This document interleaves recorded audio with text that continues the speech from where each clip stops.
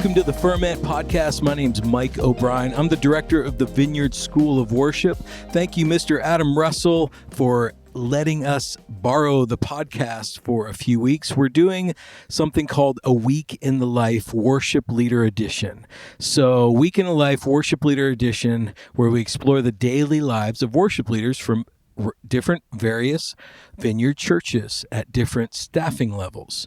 So church services happen every week. So what does it take to prepare for these weekly rhythms? Who is involved and what are the challenges faced by these worship leaders? So today's guest is Mr. Jonathan Cool, known by me and by many others as J. Cool. Welcome, Jonathan. Thanks, Mike. Thanks for having me. Yeah, dude. We're so glad to have you. You are serving the Vineyard Church of Delaware County in Ohio.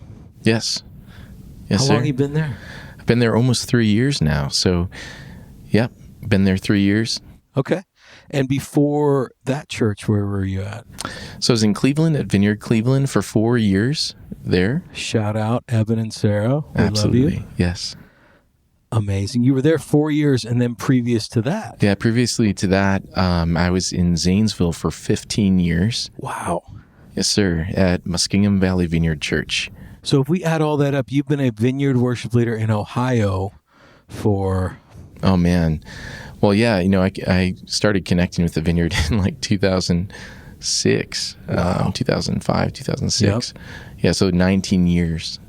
That's amazing. Yeah. So that's about when you and I met in Black Mountain.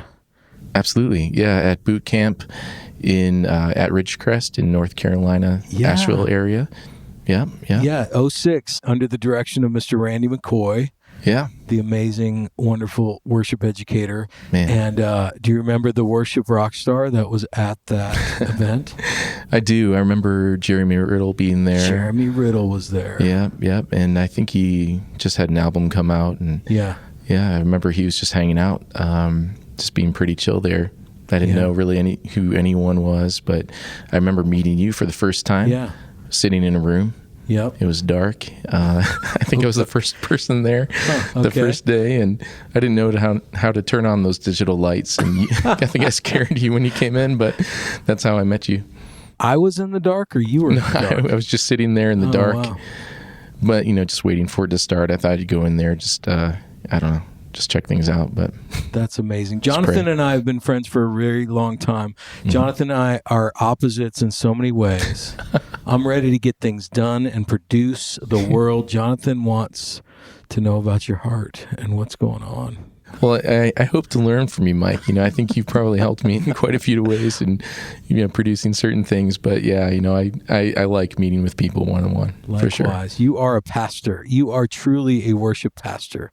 They could strip you of every pastor title, and you would still pastor the world and the musicians around you. It's Wow. incredible seeing the fruit of Zanesville, where you were, Cleveland, and now at Delaware County. Like, you just have done a really good job pastoring people. Thanks, Mike. I truly feel like it's been a privilege of my life to be able to spend time with the people that I've been able to spend time with. Yeah. I mean, truly, the people in Zanesville and Cleveland are incredible. Just following Jesus into what he has is really the thing. And, we've gone through so much in the last few years, with COVID, et cetera. It does feel like it, he's invited us into this. Yeah. And so we're grateful to be where we are very much. That's amazing. Tell us about Tell us about your family. Yeah. So I'm married to Jenn. We met at Muskingum College, back in 1999. Amazing. And we have 2 kids, Joshua and Elizabeth. Amazing. Elizabeth's 16 and Joshua is 11. Amazing. And Elizabeth, we're at the national conference in Ohio. I don't know when this Ferment will air, but you guys just led worship together with your daughter. Absolutely. This was something that was a surprise to us. We were just talking about how our hearts long for kind of stretched experiences in worship, opportunity for words, and maybe some of the prophetic. And just the night before, got the email the next day. So we just got to do that here a few hours ago, and it was really sweet. And also with another person, one of her friends and our friends who leads worship at the our Vineyard. Yeah. What song blew up? The whole time, it wasn't so much the song. And it's a great question, but we just sensed, what we felt like we were a part of what God was doing in the room, and that's what was really cool. I could explain how we approached it, but it was so much, it just felt like a move of the Lord. Yeah. That's amazing. So that's a good picture of yours and I's relationship. I want to know the song. I want to know the key to the kingdom, Jonathan. And you're like, man, God was just moving. That is our relationship. Let's get down to brass tacks. Well, can I pray for you, Mike? It looks like you need prayer. I love you, brother. Love you too. Tell us a little bit about your faith journey. Like, how'd you get into this gig of leading worship? Yeah, well, I grew up in the Lutheran church. My mom was actually a worship director at that church. So I grew up hearing her write music. I grew up hearing it in my household. She's an amazing example and just writer. And so I grew up experiencing that, music with my dad and my family. So, that was really something that kind of carried me through until I got to this point in my life where I actually went to a Billy Graham crusade in Cleveland, at Cleveland Municipal Stadium, and went on the field, made a decision to follow the Lord then. And I saw that kind of taking root in my life in a different way. When I went to college, I had an encounter with someone walked up to me and gave me a prophetic word. Yeah. Said, you're going to be in the vineyard one day making music. And I didn't know what that was. Wow. And I found out what it was. I listened to the CD that they gave me at the time, CDs. Yeah. Remember those things? Yeah. Yeah, I just really had an encounter with the Holy Spirit and bought a keyboard and started leading worship right there. Amazing. With a few people. And was this like 2000, 95, 2005? Like what year? This was like 1999. Okay. So yeah. So that's where I started just experiencing the Holy Spirit in different ways. And we started seeing people come to the Lord and give their lives and all different things that the Holy Spirit does, when people meet with Him. And so it was awesome. It was a great experience. It was just an incredible time. That's amazing. So your first worship leader gig was who looked at you and said, lead us into the presence of God? Like, was that a moment or an organization where that happened? Right. Yeah, that's good. So I started doing that at Muskingum, so they would just kind of ask me for different things. Yeah. But out of there, my wife and I, we started attending this church just down the road as a Nazarene church. Okay. We didn't know anything about where we were going, but we followed the Lord into this, and it was a sweet community. Just found myself leading worship. And at that time, a friend of mine said, hey, there's a vineyard church plant that's happening in Zanesville. Cool. Remember that word that God spoke? Yeah. And so we just followed the Lord into that. We met the pastor and started leading worship there. We started going to a small group first, actually, and we connected with them, and then, connected there. That's great. So Zanesville Vineyard job started 2000, like... Yeah, right around the time I met you, actually. Wow. It was right, 2007-ish. That's amazing. Mm-hmm. So you were at Zanesville how many years? 15. Wow, you're more OG than I'm realizing. Like Gen X OG. Okay. Like, that's pretty cool, man. Like, I feel that's why we're friends. Yeah, probably. Dude. It's part of it. Man, we feel so, our journey is so similar. Well, that's amazing. So and how long did it take you to move into a full-time position at Zanesville? Yeah. Well, it's a church plant. It's just figuring that out, as far as what the church was ready for. I knew that I wanted to do that. And at the time, I was finishing up grad school at the same time, just to kind of do something else. And so I was teaching. I was kind of bivocational and, doing that. But then after a while, it was a few years, I came on part-time even more. And it was like, then it was 3/4 time. And then it just grew from there. Amazing. Yeah. So week in the life, if we fast forward to your job now, central, northern Columbus, like Central Ohio, the burbs, essentially, of Columbus, right? Mm-hmm. And your church is, membership-wise, it's been all over the place, but currently it's what? 500, 600, 1,000? Like, where are you guys at total membership, if you were to guess? Yeah, absolutely. Yeah, we're around 800 people on a weekend. What an interesting size for a church. 800. Mm-hmm. That is such a great number. Yeah. Like, it feels it's not 3,800. No, it's and not. it's not 80. It's just such an interesting number. No, that's it's great. 2 Sunday services. Yeah, we have 2 Sunday services. Yeah, we've moved to that, and we've actually found that the church is growing in that way. You know, we have a lot of synergy between those 2 services. A lot of people get to see each other. You know, people like to go to certain services, you know, every week, you know, the same times. And so having that kind of cross-pollination is really cool. Okay. Yeah. So let's start Monday morning. Yeah. Your eyes open on Monday morning. What happens? Is Monday your Sabbath? Is Monday work day? Like, what's happening on Monday? Yeah, for me, I go into work on Mondays. Okay. Fridays are off. Cool. It's nice having kind of like a Friday, Saturday stretch. Amazing. Right? Not typical, right? But yeah, Monday I get up, you know, I'm spending time with the Lord, and I'm getting to work. And spending time with the Lord, what is that? Yeah. Just messing with you. Yeah, no, I mean... I knew you would say that. You and my wife spend time with the Lord on Monday. I believe it. Yeah, you know, one of the things we love is living in the country, and so that's part of it. You know, just walking around outside, watching the sunrise. Amazing. Yeah. But, you know, I'll get into work 9 o'clock, and I will spend some time just kind of looking at the previous day. You know, so I think through what's happened. I look at, you know, what are some kind of review points, that sort of thing. Okay. I'll edit some things that have happened on Sundays. We actually record straight to YouTube, and we'll just kind of chop off the beginning, etc. So cool. Yeah. Any big meetings on Monday? Is the big staff meeting on Monday? No, actually, there's less staff in there on Monday. Okay. And then we all gather on Tuesday. Yep. Tuesday's the day. Tuesday is the day. We have staff meetings, etc. Cool. Talk to us about Tuesday. Yeah. Who's in that meeting? How much of it is focused on the music ministry of what happened the week before and what's coming up next? Well, you know, in our general staff meetings, we're really celebrating the things that God's done. Yeah. That's the big thing, because it's way better to say yes to the Lord than to see all the things. Like, you know, what are the things that you did, God? You know, I mean, we don't have a high critique in that meeting. We have other spaces for that. So this is really, we're such a communal group. You know, everyone's talking to each other. Michael Hansen's your pastor. He is our pastor. He's one of the OG, like, you know, Canadian Vineyard Worship leader bros. Absolutely. Amazing. He's amazing. Worship leader, talent, preacher. Yes. And he's been at the helm of this church for like 15, 20 years now, right? Absolutely. Maybe?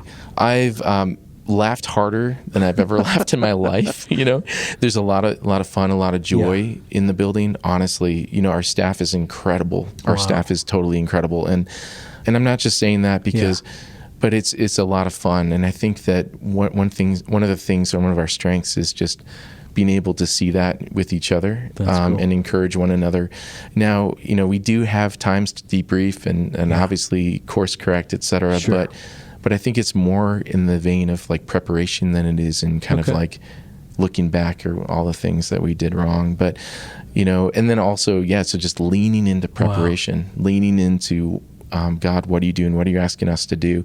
And leaving that, you know, what happened on Sunday on the altar. That's interesting, because usually a pastor that was a former worship leader, they're going to be into the details. Like, hey, what was up with Bob, the bass player? Sure. Like, he was out of tune, and why was Becky wearing you know, those shoes, or like what? Like, oftentimes a pastor that has that experience is really into your brain and head, and that's not so much the case with Michael.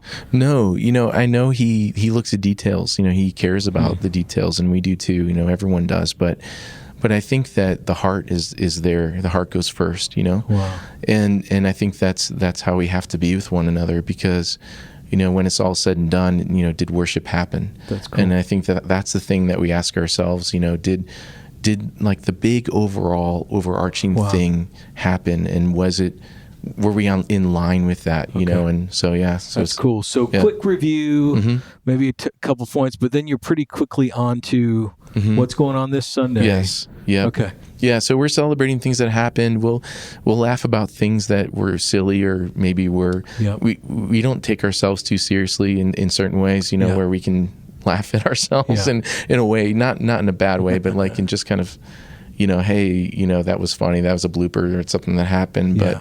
But for the most part, it's just celebrating and getting on to the next point. What's coming cool. up. Yep. And have songs already been prepared at that point? Are you several weeks out and you're just reviewing, or is it like, hey, this is what I'm preaching about? You're like, oh, cool. Let me find some songs. Like, is it short fuse or is it a longer deal?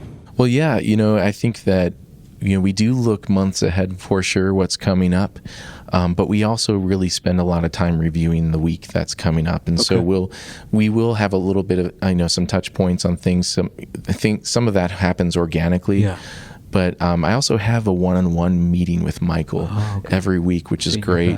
Pastor, so we all have supervisors, and my supervisor is Michael. Okay, and so it's really helpful to talk with him about some of those more details. Cool. Yeah. So Tuesday happens. You guys plan. You'll make song changes in that meeting based upon what you guys talk about, or sometimes. Rarely. Sometimes we'll have just kind of like a sense about something, or Michael will bring something up, but rarely. Honestly, there's a lot of trust in there. We journey through. We get a list of what the sermon scriptures are. Yep.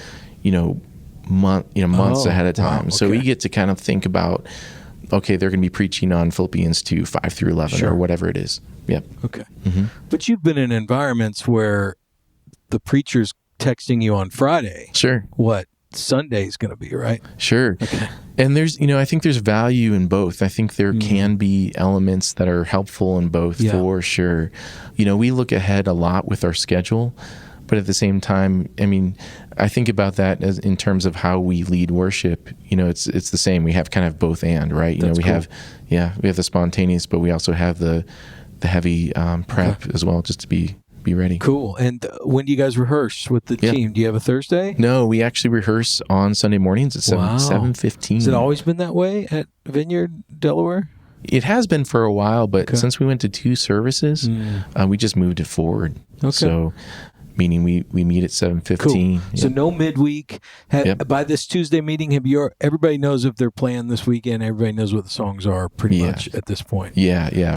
Usually, most of that's in there. And what's the admin back end? Are you worship team, planning center? What's your jam? We love worship team. Really? We do. That's awesome. And we love planning center. So we do all of our scheduling through planning center. Wow. And then, all of our emails, that sort of stuff. So we can see it in matrix view, see it months out, etc. But worship team, we're still digging that. It's nice for all the transposing and that sort of thing, getting the styles in there. But every once in a while, we'll just jump over to Spotify and look at a different version. Hey, check this one out. But we're going to pull this, 4 BPM slower or whatever, faster. And so we'll do those sorts of things. That's actually, that's the way I did ministry for 10 years at the previous vineyard I was at. We did all the volunteer stuff for the whole church was in planning center, but song management, song delivery, 100% in worship team. Yeah. Because it's so much more intuitive. It is, yeah. I wish the planning center had what worship team has, but they don't. And it's just really great. So I think that's a really interesting workflow. Yeah, I love the editing options in worship team. I used to make charts all the time on my own. So I love doing arrangements in worship team, and that's cool. We can have different views there. Yeah, shout out Kim and everybody at worshipteam.com. We love you. Mm-hmm. Cool. So that's your admin back end. Yeah. So tell me else, what happens for you during the week as a worship pastor? Any other rhythms that would be interesting to us? Like, do you have a small group that you attend? Are you doing one-on-ones with people? Like, what are the rhythms of the worship leader for you during the week? Yeah, it's mixed with admin and then with people. And so, I imagine a lot of people are this way, but, I'm part of the scheduling. I'll be prepping the live stream. Yeah. I'll be doing, posting the weekly sermon, editing, that sort of stuff, producing the video announcements for our services, recording, editing, publishing. And so I'll be doing those sorts of things, but then I also meet with people one-on-one or in situations that just are really timely that need to be, connected. People need to connect in those ways. And so I love the one-on-ones. I do have a small group, my family. Yeah. And we co-lead with another family, another two couple. And ours, actually, this is a little bit different. ours meets on Sunday right after church. Okay. So 1:30 p.m. we are at the church. So we find that that's super helpful because we'll bring our meals, our food with us, or we'll go pick it up and bring it back and eat with people. Yeah. We're already there at the church. It means not another evening during the week, That's great. Frees and up. It's that most dangerous time for us as worship leaders. Sunday afternoon, I'm usually watching a violent movie and eating at a buffet somewhere, paying cash. Yeah. It's true. It's real. I mean, I think the Sunday nap is true. It's okay. I think it's good. But for you to do a group in that space, that's brilliant. That's lovely. Well, for our family, it's great, but it's also great for a lot of other families. Our small group is turning into, and this isn't, I'm not trying to boast or anything, but it's just been a good space for other families. That's so great. People that have kids, they understand what it means to not have group on an evening when their kids are going to bed. It's hard to gather families, and so we gather at the church. And we have like 40 people, that come, and it's just bonkers, and people love being together, and the kids are actually, great friends. So that's great. It's been a blessing for a family. So Sunday group, Monday general office, Tuesday staff, Wednesday, Thursday, one-on-ones, hangs, upload pod, announcements, announcements, all the comms grind, because you're full-time. Church of 800. Yes. You're full-time worship pastor / Yeah, I'm assistant pastor. And so, there's various things that I get to be a part of, and I enjoy doing. For instance, this is new for me. Last week, I preached for the first time on a weekend. Yeah. Amazing. So it's a different muscle, totally. Yeah, it took everything I had, but it was just really, I was grateful for that opportunity. But I oversee this thing we do called 40 Days, and that's during Lent, which we have different events and such. But there's a number of things. So will you give us a little one-on-one primer? Like, you as a highly relational person that loves Jesus, you really love people, not for what they do. I believe this, but for being people. Yeah. I hear you. I know what you mean. Whereas I tend to see people within the church as, let's do the mission of God together. I need to get you to help me do the mission, right? So I'm thinking like that. That's my personality profile. But you are highly relational. Like, you are.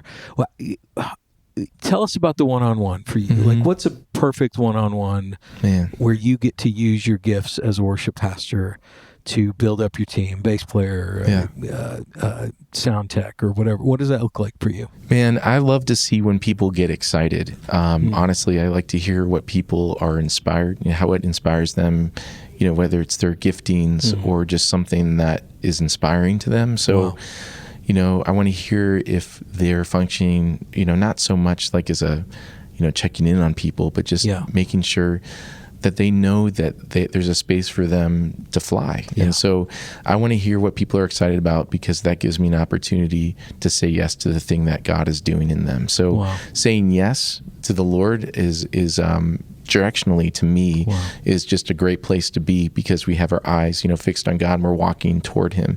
And so, whatever it means to sit with people and to hear their story, I like pointing toward Jesus, and saying yes to that. But, I think I want to hear where people are at, with just, are they, where are they? So, I don't know if I have like an absolute, like, perfect idea of what it should be, but I know that stuff happens when you get to have face-to-face time with people. So, That's an amazing answer. Yeah, I know that you've just got these tribes and families of people around you, musicians and otherwise, that just love you, and they appreciate your leadership. And we need more examples like you leading teams, versus just the cutthroat, get it done, production people. I mean, there's value in some of those things, and you actually have really high production value in your church. You do a lot of that stuff really well, but not at the expense of relationship and your teams. That's the hope. I think that we try to go in both directions. I think just growing and then having fun doing it. We have spaces where we have incredible musicians, I feel like, in our church that just love to play. And, we have studio people, electric guitarists, drummers that are just amazing, some worship leaders, just across the board, our bassist. Every single situation I look at, our youth. Wow. Our youth are going after it. Amazing. It's amazing to see what's happening with our youth, and then seeing that, combination happening where there's, I would say in our church I really am grateful for the old of the old and the youngest of the young being able to connect in shared spaces, but also in their own spaces too. That's cool. Yeah. So for those of us that might someday be lucky enough to have a full-time job at a church, overseeing tech and people and music, and able to take a Sabbath. You said Friday's your Sabbath. What does Friday look like in your world? Just to be completely honest, I'm still learning about that. Yeah. I think that for me, doing something different as well as not doing something, it's that mix of doing something different and not doing the stuff I normally do that makes up the Sabbath. For me, I know pastors talk about cutting their lawn. Maybe it's that, I do like mowing my lawn. But but I also have a little space in our backyard where I'm writing, and so Friday mornings is time in the morning just to get up and pray and just kind of write. I have two spaces, so I write without purpose where I'm like worshiping, and maybe something comes out of that space, and then I kind of review something that maybe I sense the Lord on each week, on Friday mornings. That's awesome. Yeah. So you're writing, you're creating, you're mowing the lawn, you're doing things that for some that would not be a Sabbath activity, but for you that's life-giving. It is. Yeah, breathing, looking at being outside, experiencing creation. Yep. That's awesome. Anything else on Fridays that just fills your bones up with hope and rest? Yeah, so the time, in the studio is just in the morning, just a small piece of the morning, but I like having a late brunch with the family and spending time with my wife and hanging on the kids, hanging on me, and wrestling and playing. It's just I find that when I'm not with my family, I want to be with them more. Okay, and that's it's always healthy to have kind of a good balance there. But I think that I find that other times during the week we don't get as much time as we have on Saturdays, so it's a family day. And when your best drummer texts you on Friday and says, "Hey man, we need to talk," do you call him that day, or do you make him wait through that Sabbath? Honestly, honestly, it's a balance, because I want to live in an organic way with people, because I know that a lot of life happens in spaces that we don't plan. Yeah, but I also communicate with my friends, like, hey, this is I let them know that Fridays in particular. And so I'm a little bit less accessible on Fridays. I actually try to put my phone down. Wow. I find that it's like super important to put it down, but I don't put it down 100% for the whole day. Sure. So I'll check in. Saturdays are a little bit different. I'm a little bit more on the page. Yeah.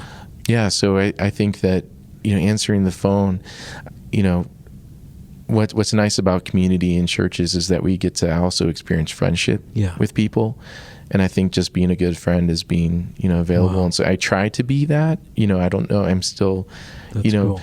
But it does mean that sometimes, and it goes both ways. If I reach out to people, I don't expect them to get back to me right away, you know what I mean? And so I think I just want to communicate healthy ways to communicate with people. Not everything's a text.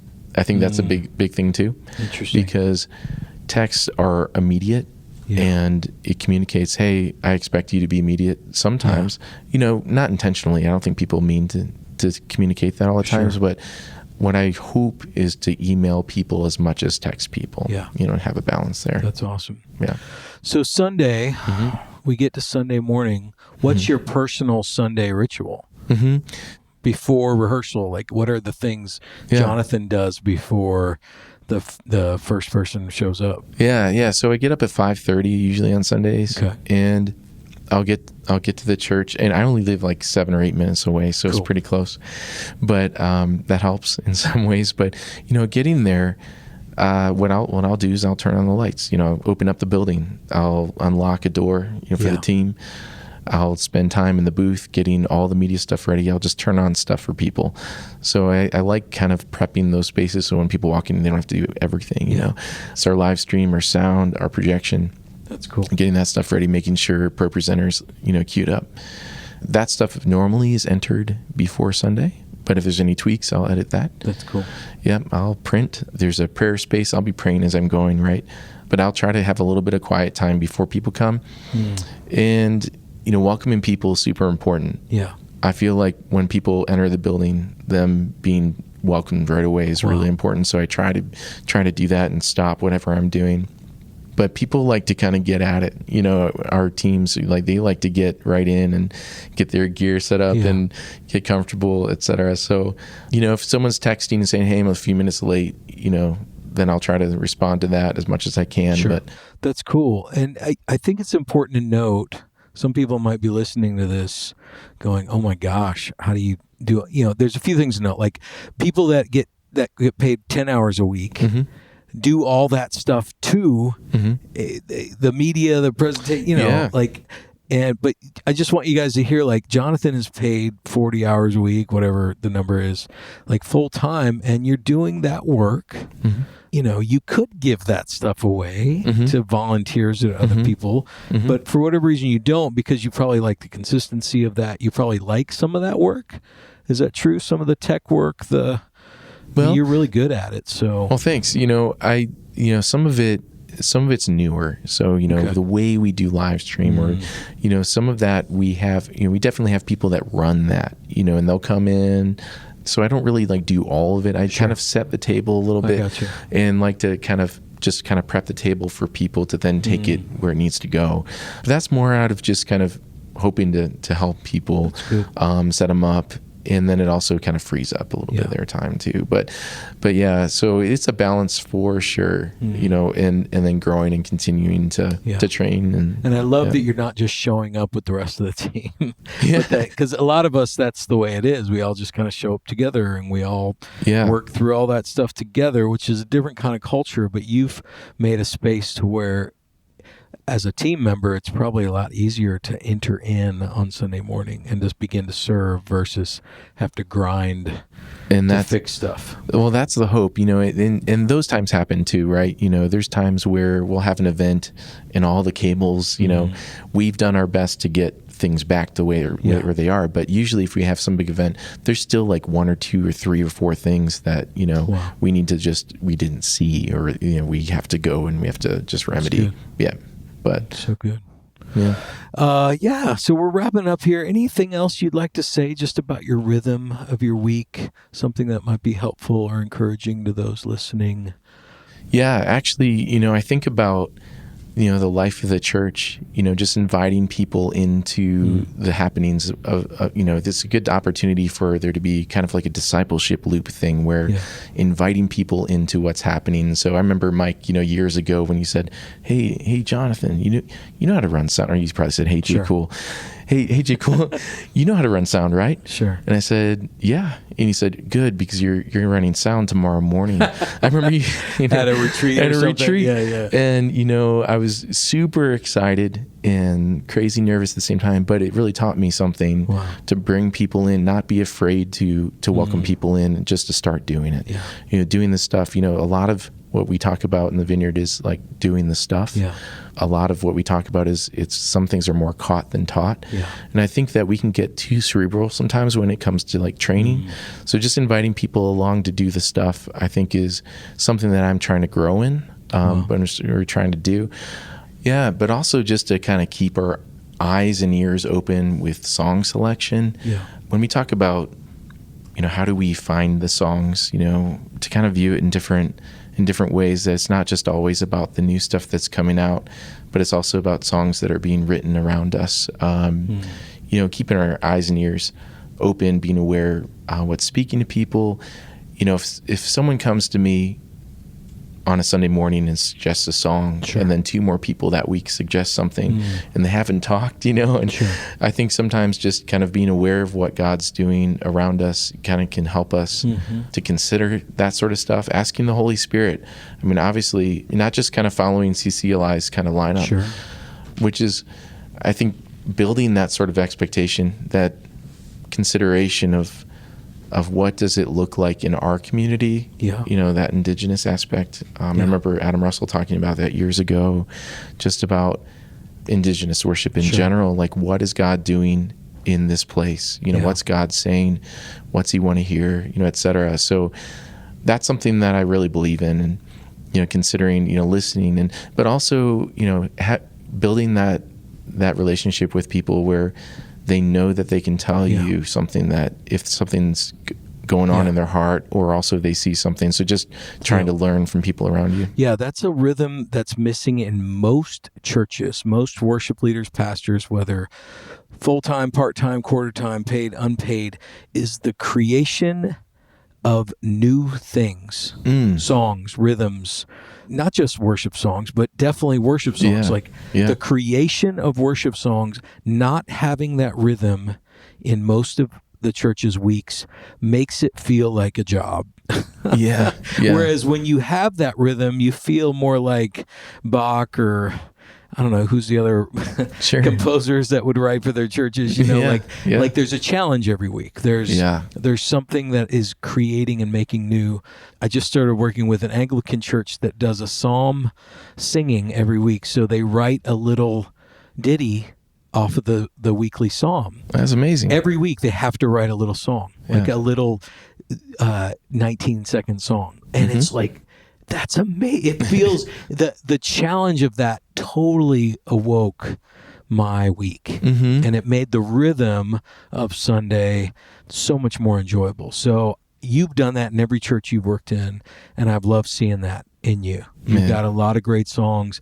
A lot of people are contributing to new things. Thanks, Mike. And it makes it really exciting. Well, to think that maybe we can say something together, and it's not something that's just from one person or from some person out there somewhere, and it's not just from 1999 or 2005 or 2024, that we're actually looking at songs that are a part of the life of the church. Amazing. And that we get to sing it, and it's from us. Yeah, so you hit on that. We hope to move toward, That's amazing. I love you, Jonathan. Love you too, Mike. Thanks so much for hopping on the Ferment. Man, it's a pleasure. Giving us a week in the life of your world, and encourage you to check out Jonathan's church, Vineyard Church of Delaware County. That's right. You can check out their whole world, and Jonathan's got lots of original worship songs. Where's it at on Spotify? I know you got some stuff with City and Bloom. Yeah, we did City and Bloom in Vineyard, Cleveland. Yeah. So VCLE. Amazing. I Adore You is one of the songs there. But Mike actually helped with that. But yeah, there's a number of other things that are out there too that I've done that's kind of more underground. But that's cool. But we're continuing to write as a group here in Sunbury, and so we're excited about that. What's happening there? Yep. That's amazing. Yep. Thanks, Jonathan. It's a pleasure, Mike. Thank you for having me. Everyone have a great week. Take care. Bye-bye.